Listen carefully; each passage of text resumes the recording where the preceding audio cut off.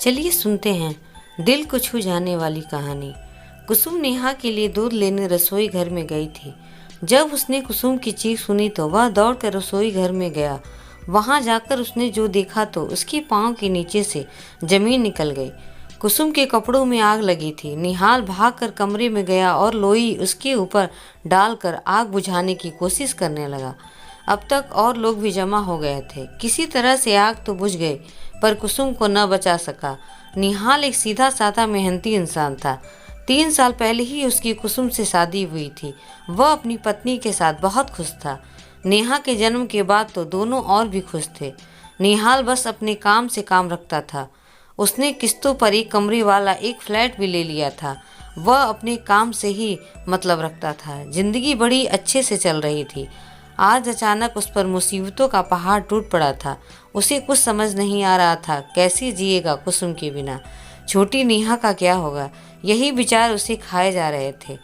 नेहा भी सहमी थी, उसे देख रही थी और उसकी गोद से ही नहीं उतर रही थी। अब तक कुसुम के माता पिता भी आ गए थे। उनके साथ उनकी छोटी बेटी मधु भी थी। नेहा मधु को देखते ही उसके पास चली गई और उसके कंधे से लग गई। मधु नेहा को कमरे से बाहर ले गई और बहलाने की चेष्टा करने लगी। नेहा भी मधु के साथ सहज हो गई थी। साझ हो चुकी थी। कुसुम का अंतिम संस्कार हो चुका था। परिवार के सब लोग बैठे थे। सबके मन में एक ही बात थी, अब इस छोटी सी बच्ची का क्या होगा। कुसुम 5 बहनों में सबसे बड़ी थी। कुसुम के पिताजी की गांव में एक छोटी सी दुकान थी। कुसुम की मौत का उन्हें गहरा सदमा लगा था, पर अपना दिल कड़ा करके वे निहाल को दिलासा दे रहे थे। नेहा मधु की गोद में ही सो गई थी। अचानक कुसुम के पिताजी उठे और निहाल के पास आकर बैठ गए। उन्होंने बड़े प्यार से निहाल के सर पर हाथ फेरते हुए कहा, वे मधु को कुसुम की जगह पर नेहा की जिम्मेदारी देने को तैयार हैं। इसी में सबकी भलाई है। मधु नेहा से अच्छे से हिली मिली है। वह उसे माँ का भरपूर प्यार दे सकेगी। निहाल का भी घर संभल जाएगा। अभी भी नेहा को अपने साथ ही ले जाएंगे। कुछ समय निहाल और मधु की शादी बड़ी सादगी से कर दी गई। नेहा पहले से ही मधु से हिली मिली थी।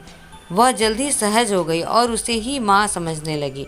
मधु की उम्र 20 वर्ष की थी। उसने 12 कक्षा तक पढ़ाई की थी। वह बहुत ही शालीन कन्या थी। उसने निहाल की गृहस्थी को अच्छे से संभाल लिया था।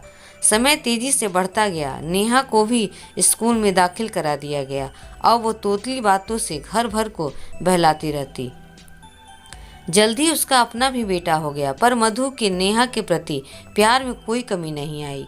वह उसे रोज स्कूल छोड़ने जाती और स्कूल से लेकर ही आती। उसकी हर जरूरतों का ध्यान रखती। एक दिन उसे निहाल ने बताया कि उसकी दूर की एक बुआ जी जो हरिद्वार में रहती हैं, उनसे मिलने आ रही हैं। उन्हें निहाल के साथ हुए हादसे के बारे में कुछ भी पता न था। मधु ने ये सुना तो कुछ सहम सी गई थी। न जाने वे क्या कहेंगी, कैसा व्यवहार करेंगी। उसे कुसुम की जगह पर देखकर पता नहीं बच्चों के सामने ही कुछ न कह दे। इसी उहापों में साझ हो गई। उसने जल्दी से घर का काम निपटाया और रात का खाना बनाने में जुट गई। साझ हो चुकी थी। दरवाजे की घंटी सुन उसका दिल जोरों से धड़कने लगा। उसने अपना पल्लू सही किया और दरवाजा खोला। सामने निहाल के साथ एक अधेड़ उम्र की महिला खड़ी थी। माथे पर बड़ी सी बिंदी, सीधे पल्लू की साड़ी पहने थी और शायद मुंह में पान भी चबा रही थी। मधु को सामने देख उन्होंने प्रश्न भरी निगाहों से निहाल की ओर देखा। निहाल ने उन्हें रास्ते में ही कुसुम के हादसे के बारे में बता दिया था, पर अपने दूसरे विवाह के बारे में अभी नहीं बताया था। जब मधु ने उनके पैर छुए तो वह उनसे बोले, बुआ जी, यह मधु है मेरी पत्नी, और ये रहे आपके पोता पोती नेहा और मधुर। इतना सुनना था कि बुआ ने जोर जोर से रोना शुरू कर दिया।